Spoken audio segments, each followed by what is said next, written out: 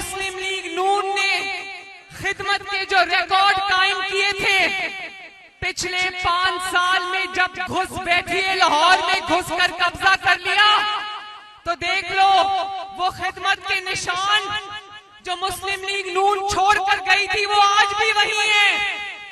तरक्की का पहिया आगे नहीं बढ़ा। ये मेट्रो बस ऑरेंज लाइन जिसको साकिब निसार 1.5 साल तक रोक कर बैठा रहा, कोई तरक्की मुस्लिम लीग नून के जाने के बाद नहीं हुई। लाहौर ऐसे हो गया जैसे लावारिस होता है, लाहौर में कूड़ा उठाने वाला भी कोई नहीं रहा। तो मेरी बहनों और भाइयों, इन घुसपैठियों को 8 फरवरी को उठा के लाहौर से बाहर फेंक देना। इन्होंने अपनी जेबें भरी हैं, लाहौर का कोई काम नहीं किया। आज लाहौर की सड़कों पर